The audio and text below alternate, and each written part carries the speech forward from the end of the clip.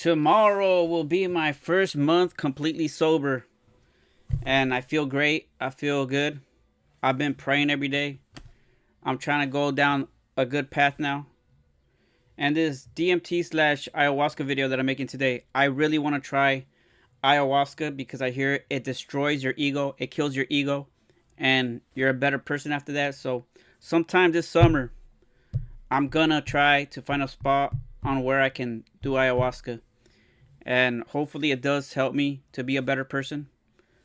But we'll have to wait and find out. I will let you know how my experience goes when I do it. Okay, today's video is about ayahuasca slash DMT. Let's read some quotes I found on X. DMT, going to bed on an empty stomach includes more vivid and lucid dreams. This is because hunger stimulates the production of DMT in the brain. If we eat before bed, our body works all night on digestion, which takes away energy from the brain. By producing more DMT naturally, we can achieve deeper state of meditation, stronger connections with our higher self, and easily tap into infinite intelligence. I guess it's pretty good to fall asleep hungry. You have better dreams, more positive vibes, and yeah, fast maybe after 5, I guess. Let's check out another one. Imagine taking a few hits from a pipe and waking up in an alien world. Bizarre. Creatures crawl around asking, why has it been so long since you visited? With their voices, they create objects that defy language. After a lifetime, you wake up, it's been 10 minutes. That's DMT. Whoa. I don't know. Are you guys willing to try DMT? I'm willing to try ayahuasca. I will make an attempt to go try it sometime this summer. DMT is the active ingredient in ayahuasca, and when you smoke it, it makes you hallucinate. Or does it? Because people that have taken it say it opens your third eye and it awakens you, and you see reality for what it really is. But who am I to speak? Because I've never tried it, I've never smoked it, I've never experienced with it. So let's hear some stories from people that have. Check these videos out and let me know what you think. The way I explain ayahuasca is it's going to penetrate your liver, your gallbladder, your intestines. It's going to clean your blood. It's going to clean out your organs. But more importantly, it's going to penetrate your nervous system where you hold your beliefs. So it's going to go through you like a system defrag. This stuff is not child's play. This is not just some little party drug that you take. You drink this medicine and it goes through you. It's the most powerful spiritual energy that I've ever felt. The DMT shit, I'll tell you the thing that I'm like, how in the fuck is that possible? Is the shapes that I could see, where I was well aware that they were a bit more than three-dimensional, and it's so crazy to look at that and perceive it. How on earth could I perceive this shape? And when I can't, and you can't come back with it. So your body's producing DMT, 100%. Your lungs produce it and your liver produces it. That's a fact. It's entirely possible that whatever the fuck consciousness is can pass from this stage into another stage. That felt so much like not making me hallucinate, but like Right. It was taking away a hallucination. Yes. And that is there's something so terrifying about that. But Cottonwood Research Foundation, they did a series of tests with rats, and they proved that live rats have DMT produced by the pineal gland. Really? Now, it doesn't necessarily mean that humans do too, but they're pretty sure they do. you feel like there has to be, just based on the shit you would see. Even if it's just shit in your head, you're like, why would that even be in my head? It was all very, very impersonal until I got to the space where I realized that I was in the area where souls await rebirth. And I was there, and I had been there so many times before. I recognized it, and this incredible transcendent peace came over me. I have never in my life ever felt such peace. Everything was stripped away. Every hope, every fear, every attachment to the material world was completely stripped out of me. I was free to just be the essence of a soul. This is not some recreational thing. And I don't believe anybody should enter this lightly. It is life transformative. It will perhaps shake you enough to realize, you know, that you need to be awake to the fact that you don't know, and that is the beginning of starting to know.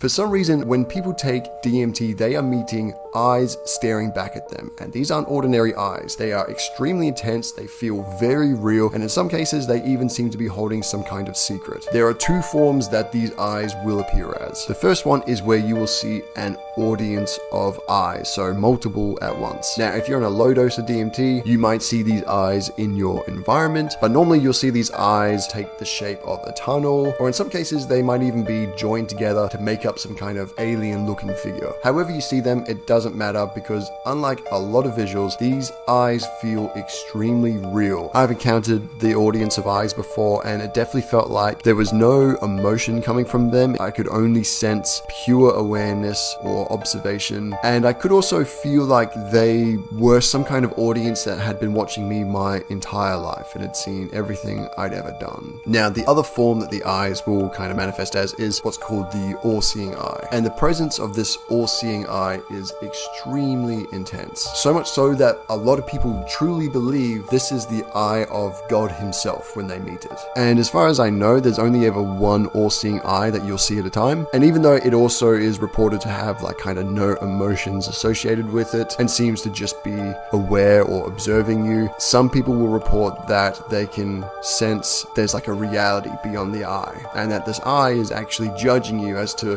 whether or not you're worthy to pass through it and access that reality. I wouldn't be surprised if encounters like these actually inspired the Bible description of the angel Ophanim, which is meant to be multiple eyes connected on wheels. And I'm not making this video to say whether it's real or not. I'm just making this video because clearly we need to do something about the heavy regulations on the scientific study of these compounds. I'm not endorsing anybody use them recreationally. There's always the potential for you to lose control over your body and do something you're going to regret. But I do believe we need to be putting in way more legitimate legal research into understanding what is causing these encounters and why we're having them. Follow for more trippy content.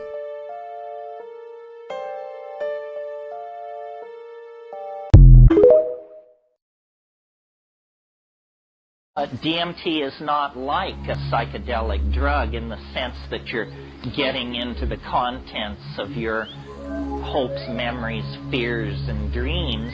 It's much more like a parallel continuum. It's much more as though you've broken through to some alien data space. One of the most puzzling things about DMT is it does not affect your mind. You know, it simply replaces the world 100% with something completely unexpected. But your relationship to that unexpected thing is not one of exaggerated fear or exaggerated acceptance, as in, oh great, the world has just been replaced by elf machinery. Your reaction is exactly what it would be if it happened to you without DMT. You're appalled. You say, you know, what happened? Because you don't feel your mind moving. You just see that the world has been replaced by something that you could not have even conceived of or imagined before.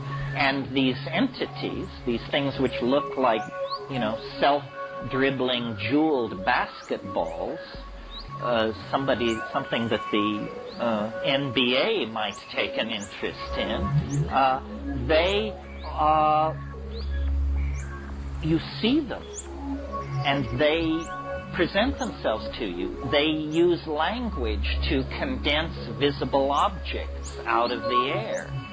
Now, I don't know why they're doing that. I mean, perhaps on one level, I assume that they're trying to teach you to do that. On another level, they seem to be giving a demonstration of the fact that reality is made of language. They're saying, you know, if you don't believe reality is made of language, here, I'll make you one. And then blibbledy-blibbledy-blip, and there it is, and they hand it to you to be passed around in, slack-jawed amazement among the human beings. This technology that they possess of these objects made of gold and emerald and chalcedony and agate that are morphing themselves even as you look at them are technological dream come true. I mean, the lapis as elf excrescence or something like that. And why they're there, I don't know. And, many, many questions. Where are they when you're not stoned? Do they have an autonomous existence somewhere? Or do they spring into existence a microsecond before you encounter them? Are they rooted in the dynamics of your psyche? Or are they no more rooted in the dynamics of your psyche than the World Trade Center? It's not clear. I mean, I think I mentioned at some point, just briefly, that the archetype of DMT is the circus. These things are clowns at one level. They're clowns. I mean, when you think of the circus, it's a very complex archetype. The circus is for children. It's a delight. But then, and you take a child to a circus and there are 3 rings and absurd clown antics going on. But then you lift your eyes up to the top of the tent, and there the lady in the tiny spangled costume is hanging by her teeth, working without nets. It's about Eros and death. I think my first awareness of Eros was being 3 or 4, and these women in these tiny costumes spinning around and realizing, if she falls, she dies. And then away from the center ring and all this action, there are the sideshows, the goat-faced boy, the thing in the bottle, the Siamese twins, and Fuzzy Charlie. All of that is also very DMT-like. It really is the archetype of the circus. I can remember when I was a kid in this small town in Colorado, every year at the 4th of July, the carnival would come to town for a week and set up, and we anticipated it throughout the year. But as soon as the carnival came to town, then you couldn't play outside after 9 o'clock at night, because carny people are different, we were told. And, their means of support, sexual proclivities, and choice of intoxicants might have run counter to this Midwestern Catholic mining town I was in. And so then there's this sense of the disruption, the danger, the drama, the interest, the fun, and then they go away, and life is as if they had never been there at all. And that's what DMT is like. I mean, it's a secret of such magnitude that it's inconceivable how it has ever been kept. Because, in a world where information was fairly weighted, we would spend as much time talking about DMT as we spend talking about, I don't know, the West Bank or something. And as you see, by studying our newspapers, DMT is rarely, if ever, mentioned. I mean, never would be a good rule of thumb. The Western mind is very queasy around these experiences that cast into doubt its cherished illusions about how reality is put together. And when you get to DMT, you have hit the main vein. I mean, I hold it in reserve as the ultimate convincer. I mean, that's for there are these people running around, who say, oh, you people who are into drugs, give me a good branch whiskey and a little TV. I think you're deluding yourself. Say, do you? Well, have you got 5 minutes to invest in this proposition, my cheerful friend?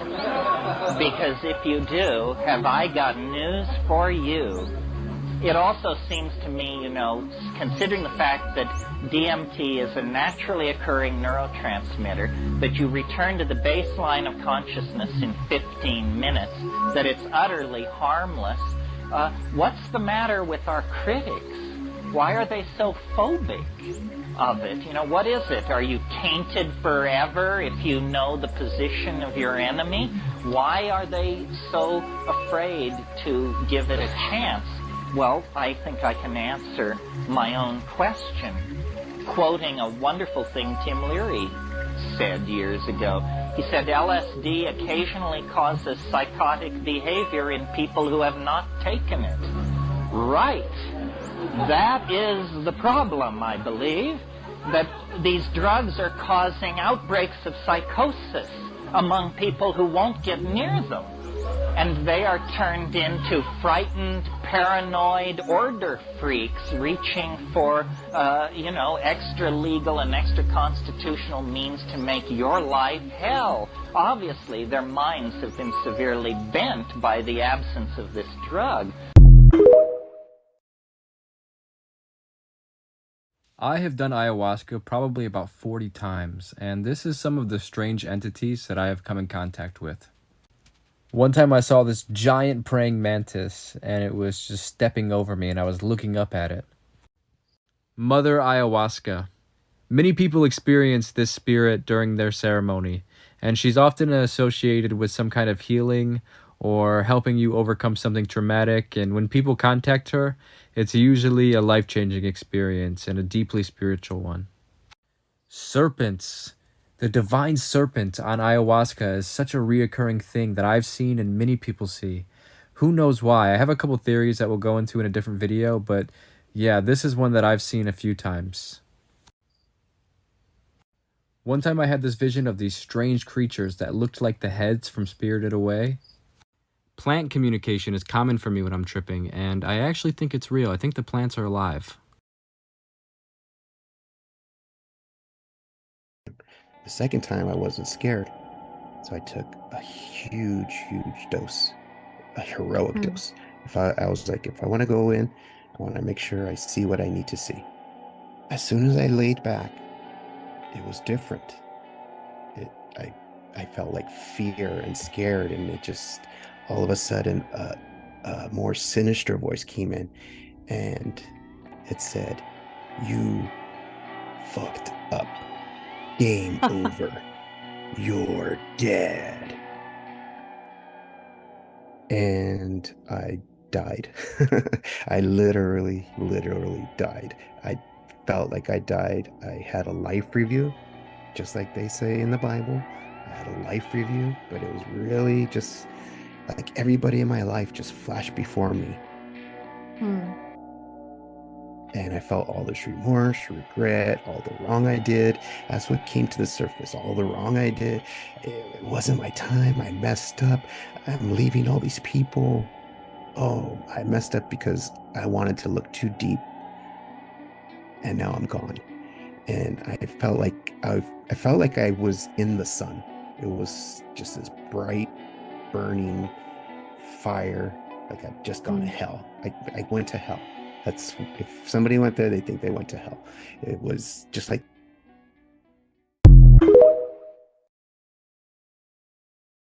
The first time I ever did DMT, I left my body and I could see my body sitting on the couch, and then everything turned white and I was just floating in this white void, and then this line appeared in front of me and opened up, and 3 ETs walked towards me. And this is, I had never heard about ETs with DMT. I didn't know anything about psychedelics. I had not done anything like this. And these 3 ETs walk towards me and they say, "We are interdimensional beings traveling along the timeline of human existence, trying to find out when humans found their power. In 2012, a portal had opened where humans cannot go backwards, they can only progress forward. And the power of the human lies between," they pointed at the heart but said soul, the soul and the brain. And then the little line closed in the wall, and then I was back in my body, and I was like, what just happened? I had a really weird psychedelic called 5-MeO-DMT, which is the smoked venom of the Sonoran desert toad. Who figured that out, should get some kind of prize. Very potent and, thank God, short-acting, short-lived. You take like one puff, and before you exhale, you're shot out of a cannon. There's no lead-up. It's no warm-up. It's like, boom. And I felt like I was actually like strapped to the outside of a rocket, going through space and through clouds, and like the G-forces pulling down my cheeks. And it was just this mental storm. Nothing to orient myself. There was no space. There was no time. There was no self. It was horrible. It was terrifying. And I thought I was dying. But then you come down as kind of a suborbital flight. And then I started coming down. And suddenly I could feel, I got a body. I was touching my legs. I have a body. And like, there's a floor. There's space. And then there's time. And the universe kind of reconsolidated. And I had this feeling of incredible gratitude. Can you describe ayahuasca for anyone that doesn't know what it is? So ayahuasca and DMT both come from the same plant. So my experience of ayahuasca has always been beautiful, no matter how dark it's got. Yeah. Because ayahuasca almost allows you to go deeper within yourself. On my first ever ayahuasca experience, it blew my mind. I'm in the middle of nowhere. Yeah. Literally nowhere. No, middle of nowhere. But everyone's dressed in white. It's ceremonial. It's my first time. And then as it started to kick in, I heard a voice say to me, "You're arrogant." So I'm like, what? Look how you talk to your wife. Look how you talk to your mum, your brother. Look how you talk to your friends. I was reflecting on what they were saying, and I was upset because I didn't want to be this person who I'd become through life. And I was crying and I was sorry. Yeah. I had a very great ayahuasca experience that I saw some things. I saw like I guess people take ayahuasca a couple of times, end up seeing these snakes that end up like taking you underground, and you kind of meet Mama Ayahuasca and she walks you through everything. So ayahuasca, the woman that I was seeing, it was at the time where I just kind of started to become like really dedicated to the veganism, and she reached down my throat and pulled out every dead animal I had ever eaten and made me throw it up. Whoa. But I didn't see the animal that it was. Like I didn't see like a cow or pig or chicken. Like I saw me puking up all the animals. I saw me picking up seals. Puking up a seal, not fun. Elephants, all these different animals. And I would see all the animals coming out of my body. And you're not supposed to have like a companion in your ayahuasca trip. It's supposed to be just about you. But it like my life. The good perks, I got special treatment. I could have my dog. So I had my dog and I held my dog the entire time, and I had a really, really intense trip. But since then, I haven't really loved getting high as much as I used to. It like unlocked something. Now I'm like, I just don't want to puke up seals again. Well, that sounds like you were dealing with some sort of personal guilt. I was dealing with guilt. Yeah, not just guilt for being famous, but also guilt for killing other lives to feed your own life that you already feel guilty for. Yes. It's all psychologically connected. Yeah.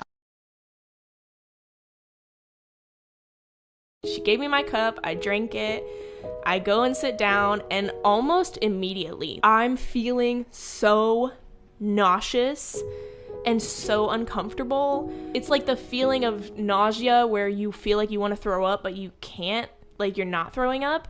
They had turned off the lights again, the music came back on, and the music started sounding just like horrible. It felt like nails on a chalkboard. And I was just thinking, this is absolutely horrible. Like, what is going on? I started seeing the weirdest, creepiest visions. I felt like I couldn't keep my eyes open, but every time I closed my eyes, I was just seeing like weird, dark Candyland visions.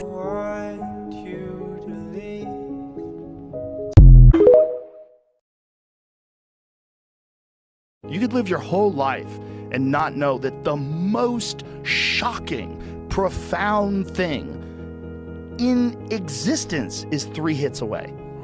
3 hits away.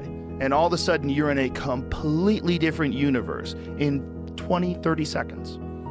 That's nuts. And the fact that that is dismissed, that people look at it as like, oh, you're just escaping reality, and you're like, it might be the source of civilization itself. It might be the source of language. It might be the source of the expansion of the human mind over a period of 2 million years, the doubling of the human brain over a period of 2 million years, which Terence McKenna felt directly coincides with the shifting of the tropical rainforest turning into grasslands, which would force these primates to experiment with new food sources, and these ungulate cows that were everywhere that would shit, and then these psilocybin mushrooms would grow in their shit. Observed primates flipping over these cow patties, looking for beetles and grubs and things to eat. It's everywhere. Like, you can see it all over Africa. If there's something on that, they're going to try it out. And if these things are trying it out and they're doing this over a period of 2 million years, and they develop language and culture and weapons, and they start thinking about things, and they become different than every animal around them. This is one of the most famous encounters with entities on DMT from this guy right here, Terence McKenna. I think this was the first time Terence did 3 tokes of DMT, which he ended up calling the breakthrough dose.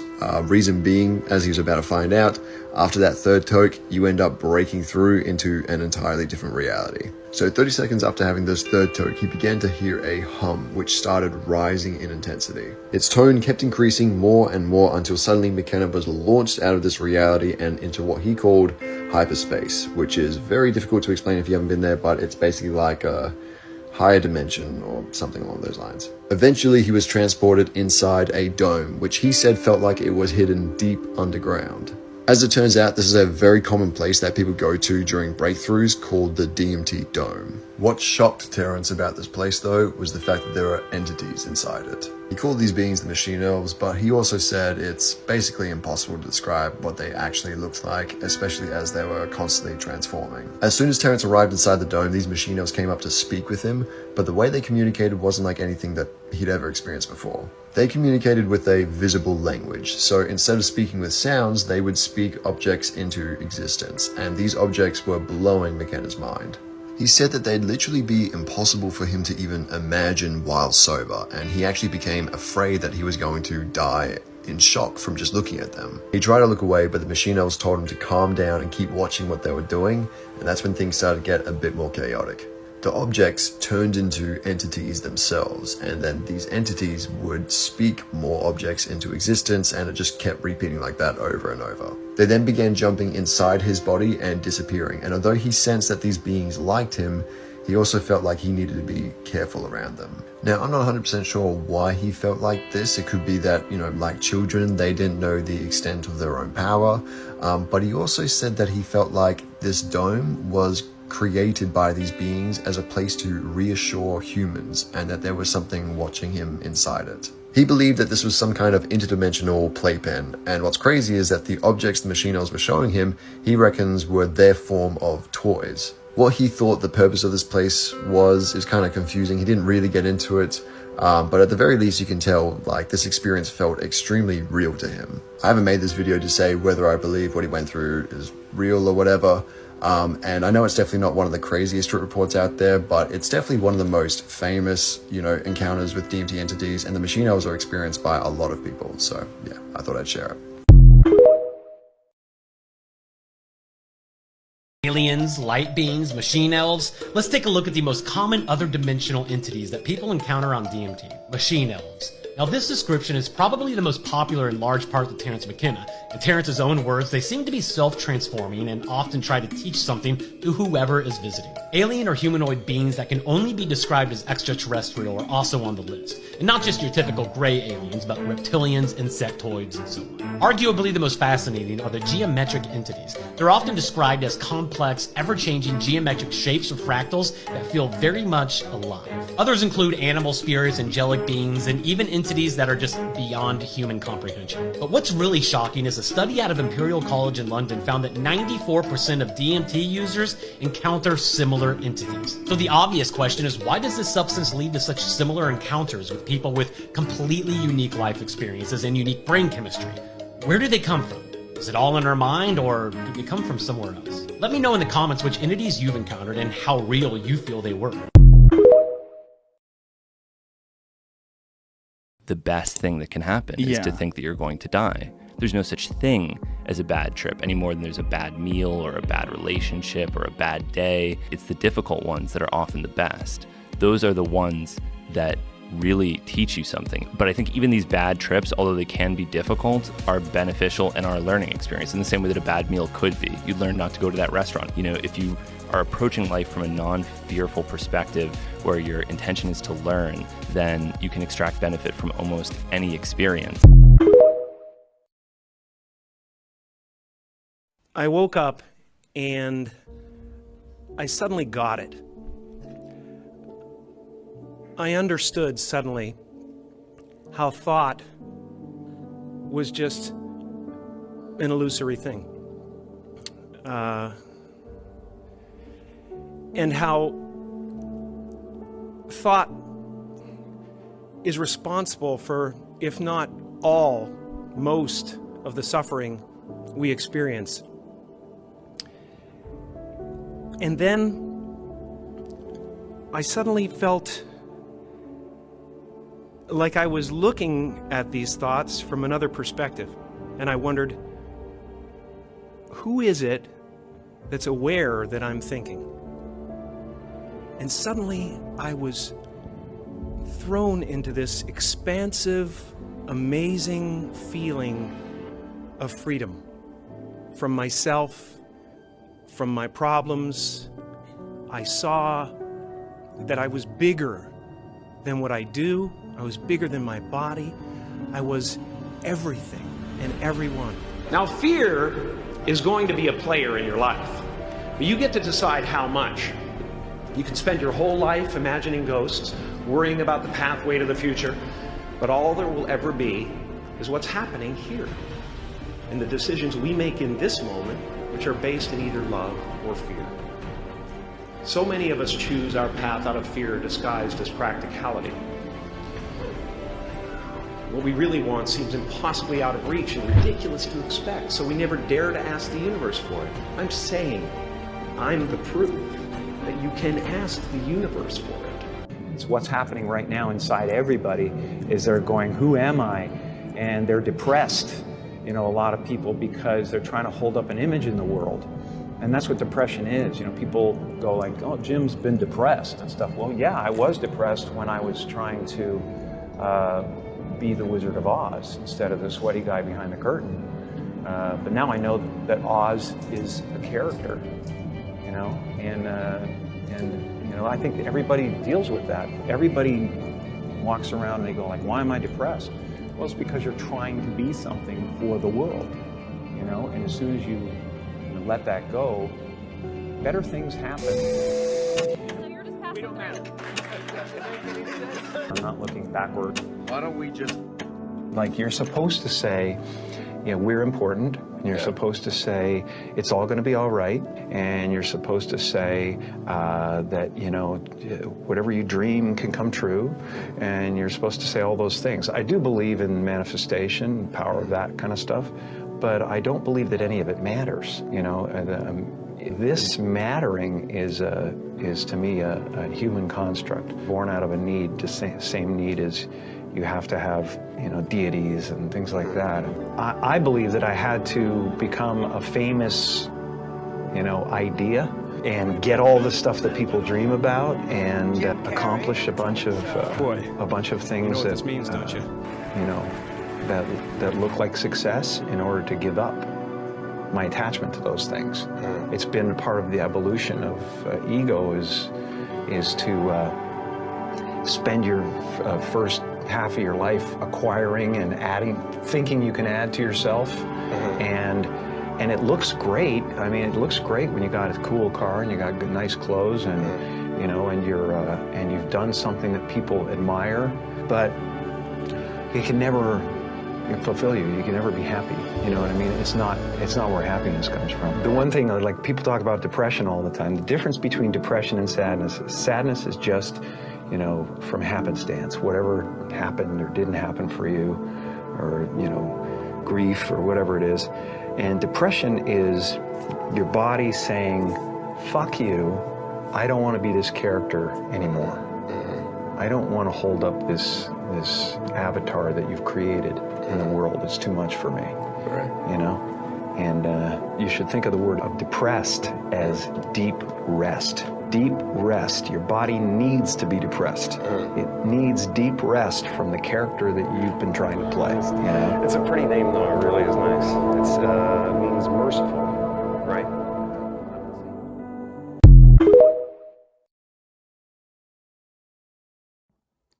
So one thing I wish I was prepped a little bit better for before my Bufo and my 5-MeO DMT experience was the possibility that you can die. And I had a death experience. It was a little bit different than like an ego death experience that I had in another ceremony, but I really thought that I died, and it was very scary. I'm not gonna lie. Everyone is wearing white in this ceremony, and I could hear someone crying. I took the medicine, I inhaled it, and I felt myself floating above everybody, and I could hear someone crying a few seats down. They were probably going through their experience, and I thought everyone, and it was really amplified loud because all the sounds and sensations are like times a million in this experience. And I thought everyone was crying and everyone's very silent. And I thought I died. And I was like, oh my God, Mike, my husband didn't want me to do this. Like, I'm going to be that girl that's in the news that tried this thing. And like, I died, and like, my parents are going to freak out. And also I traumatized these people at this ceremony. So the two biggest things that I took away from right there was, for one, I was worried about being a burden on my family because of dying. And for two, I was worried about being an inconvenience to people in the ceremony, like my death. And those were the two things that shook me, was being a burden and being an inconvenience. And those are two things that I've carried with me my whole entire life. So not only was this a different symbolism of death in the shamanic culture, it's like a shedding of ourselves, right? Like I was shedding these beliefs. A part of me really did die right there, but I wasn't dead.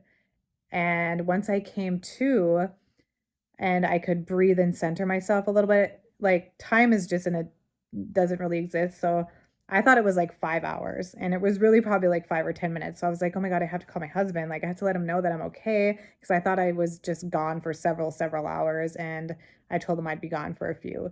And, the facilitator was like, no, you can't have your phone yet, which I was grateful for. And I just breathed into the experience. I went to the bathroom, then I felt fine. But the other thing that I really realized out of this experience was that I chose life. Like I was a little depressed, like going into this ceremony. So it made me realize that like I wanted to choose life. Like when I thought I was dead, I was like, no, this isn't over yet. I can't be over. Like I have so much to do. I have so many people in my life that I love. And I was like scrambling to get back to reality.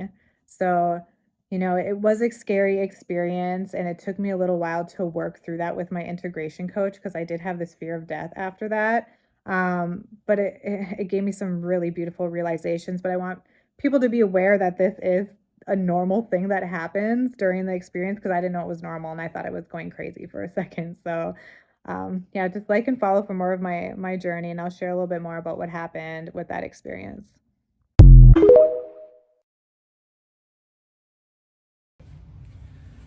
So ceremony starts and they offer it in cups. I go up to drink the first cup, and usually I'm very sensitive to the medicine. I start feeling the medicine pretty quickly within the first like 15 to 20 minutes of me drinking it. But as I drank this cup, for whatever reason, I was sober, but I was feeling kind of the purging. Like I was going to the bathroom, I was vomiting, which is not usual for me. I'm usually deep in the medicine when I purge. Visions and just having a really profound experience, and then I usually will purge. But this was the opposite. I was dead sober, going to the bathroom and throwing up, which was really unique for me. But she usually, when something like that happens, she's prepping you for something much bigger to come. And so she, towards the end of the first cup, she is starting to connect with me and coming in and really just surrendering to this process and believing and trusting. And she's basically saying, on this second cup, we're going to be removing a blockage in your ancestry. In your ancestral lineage, there is a blockage that has not been processed that it needs to be processed. And I know what processing means. It means it needs to be felt. Like you need to experience it in order for it to be let go, to be processed and purged. I'm like, all right, I'm willing to do this. Like, this is why I'm here, is to have these celestial healings. And so I go up and I drink the second cup, and boom, immediately I'm just deep in it. And if you know medicine, you kind of feel drunk, like you're wobbly, kind of everything is spinning. I'm having visions, And then all of a sudden these like reflections of and experiences of things I've never actually experienced myself, never in a dream, never in my life, events, deaths, seeing all these beautiful people, like beautiful children and mothers and fathers, and just like so much sadness and grief and betrayal, and just like all of these really heavy emotions were coming through me and being processed, and I'm just, you know, grieving, like I'm crying. I was like bawling my eyes out for hours, just, and I felt so connected to them because they were my ancestors. Like I never obviously knew them, but I feel them. Like I was just feeling them so deeply, and I was so willing to do it. Like I wanted to be that vessel for them to be felt, and for them to clear and to finally heal from those traumatic events, and ultimately heal myself in the process, and not be, and for it to stop here and not to pass this on, you know, to my children, and to heal my family as well, because this does get healed in my family and our entire lineage. And so that was just really tough, but it was a beautiful experience, and I just, you know, really learned like unconditional love. Like we don't even know how deep love can go until you've felt the grief of your ancestors. It's like, I love them and I don't even know them, but I do know them now because I've experienced them, I felt them. So I go through that a couple hours, and then she goes, okay, you've cleared the blockage, now we're going to give you the gift. Ultimately, this is where she wanted me to go, was this new information, this new wisdom that she was about to give me, which is, so I could go through this process of dying. And when I say dying, like it really does feel like you are experiencing death. And what she does is she's dismantling the beliefs of my ego, the beliefs of my mind, the belief of everything, like how I believe reality exists, and then my own existence in general as well. Like just slowly chipping away, and over about a 30 to 45 minute period, all of my beliefs, like even where I'm at in the world right at that moment, like that, the foundational belief of like, I'm sitting on a mat in a maloka at this time, you know, that was like the last belief to go. And then I'm purging. So a death, a purge of that belief, a death, a purge of that belief. And so after that final purge, I get taken to this space where there is no mind. Like there's no time, no space, no any understanding of what's going on around you. So I'm in this space, I have no idea for how long, and she just starts cleansing me and giving me information. But I'm very like conscious. You can be conscious there, but there's no thought. It's directing it almost through your heart, like your awareness is being observed through your heart of this space. And she's downloading this information. She's telling me like, you're this very old soul. You've been around for a long time, you and your family. You guys are part of a much larger consciousness, like it's a really big being, a really old being that you are a part of. And that's like why you're so connected with your family and so connected to this medicine. And she's just purifying my consciousness and explaining to me like this place that I'm at, this realm, is what I keep saying, is like the point of creation. It's like the point in when this consciousness was originally created, which is, there is no time, there is no space, it's beyond physical, it's beyond anything we can comprehend with a physical mind, and it's really just, it's infinite in nature. And infinite is, it's a word we can use to explain something that we can't even actually explain or comprehend. So anyways, it's like my infinite self, my original self, whatever your higher self, whatever you want to call it, and this is where they reside. And there were like multiple beings in there. It wasn't just me and her, but it was like her, and like you could tell there was other spirits in this realm, other infinite selves, other group consciousness, large, higher minds, whatever they are. And then I start to see myself, or like feel myself come in, and like he comes in, and she's healing my mind and like my jaw and like my eyes and my teeth, and then I come in and actually start healing my physical body. It was like the most beautiful, profound, and deep healing I've ever experienced. It was like a cleansing. And as I'm doing this, obviously, is the purging as well. It's like as they clear, anything that is no longer in resonance with like this new code, with this new information, gets purged. So I was like purging, but I had no idea where I was. I was like, had no sense of time and space. I'm just like, what is going on? And I'm purging, but I was able to like kind of toggle back and forth between the two. And that's what she also told me, is like, because I trust so deeply in this medicine and in this process, that I'm able to go into other places with a physical, like I'm able to basically take my consciousness to other places and actually be consciously aware of what's going on in it. So I can go to where she exists as opposed to her coming in and experiencing you. Like, I can go to where she lives and have healings from that space. And that's like a gift that I have, and we all have it. You know, I've just kind of learned how to really surrender, like, as much as I possibly can, to the point where I can dismantle my own belief of myself. Like, I've trusted her enough to say, I trust you to dismantle everything about me because I know it's going to heal me. And so she, you know, when you do that, she allows you to access more information. And usually I don't remember stuff like this in ceremonies, not this clear, but she made it very clear. She's like, this purge is so you can actually withstand this information, you can hold this light. So, like, what does this all mean? It's like, okay, you had this crazy experience, you saw yourself from the future or the past, like, what does this mean for me? Well,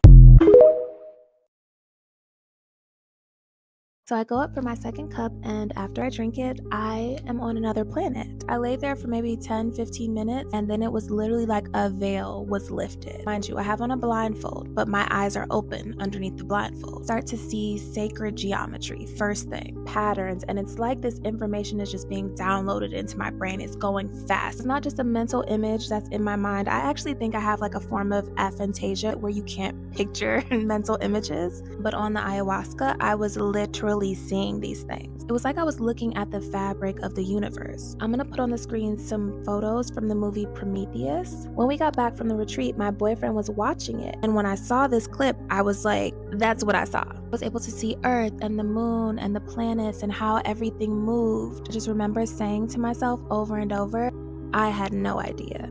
I had no idea. I'm gonna tell y'all the story time of the first time I took ayahuasca.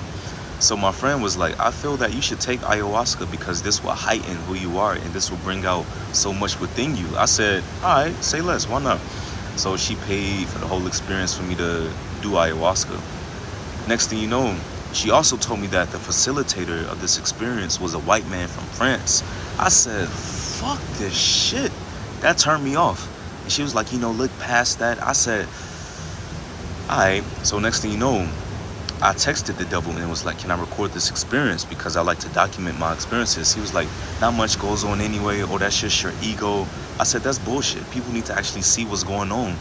And next thing you know, I get to the ayahuasca ceremony, right?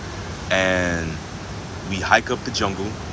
You know, we go to this pavilion during the daytime because this is where the ceremony is going to take place. And it was going to happen during the nighttime. So we take the rapé. This made me shit 8 times. I'm lightheaded as fuck. Like, oh shit. So after that, we take the ayahuasca. And as I'm taking it, I see this white wizard. I said, fuck this shit. So as I take the first dose, I didn't really feel nothing.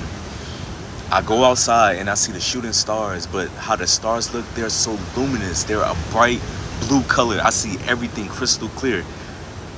And nothing wasn't working. So I said, I need a second dose.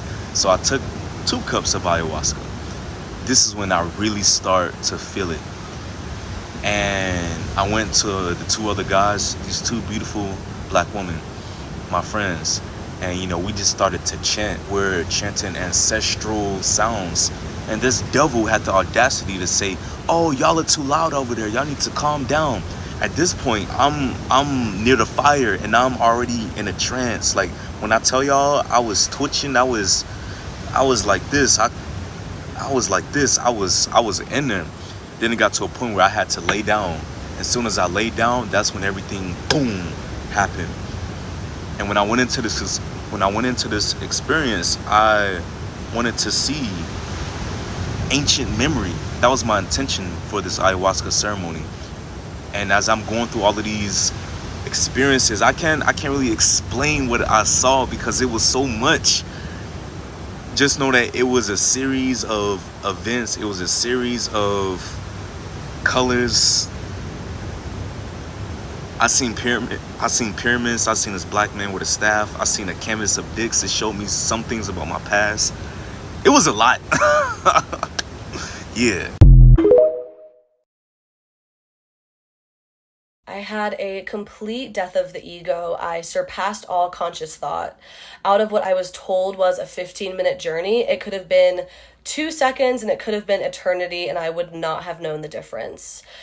Coming out of the experience, when I first opened my eyes, I sat up and I just cried for 10 or 20 minutes because I had this newfound appreciation and gratitude for life.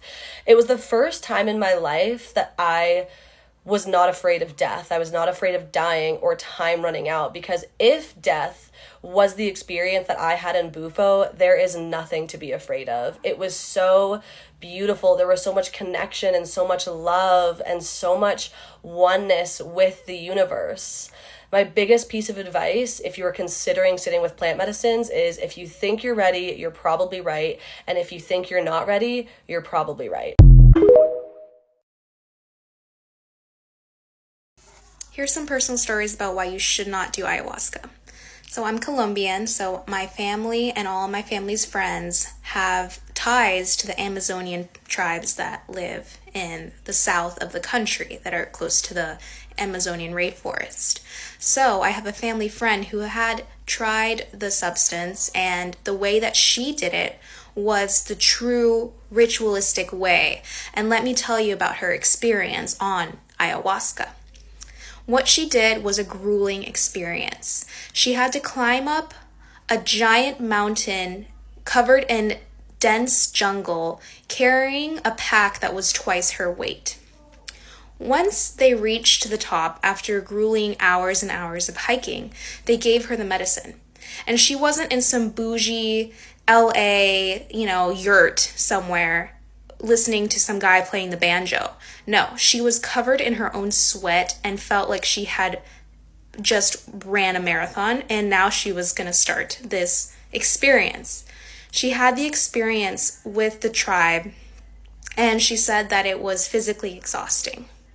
She said that she felt out of her body and that the experience was not a good experience for her, truly. Now, I'm going to give this to you as a kind of example where she did it the right way. She did it the way that respected our culture, respected the tribe, because she was literally with a tribe that practiced this for years. And she still did not recommend the experience to us. Now, I'm telling you this now because it's become so normalized to use this plant medicine in order to heal traumas. But what you're truly doing is you're reactivating half the time.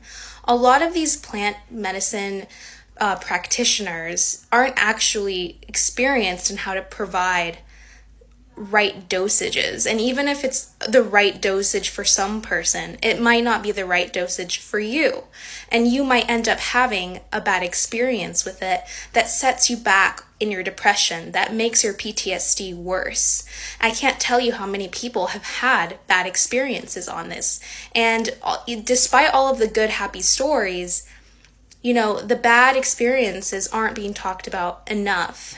And even if you did have a good experience, we're not talking about how it might just be because your adrenal glands are producing massive amounts of adrenaline. And after you survive the night, you feel like you've overcome something, but what you've actually overcome is death. You were near death because you had poisoned your body. And now you're running on a high because you have survived this traumatic experience.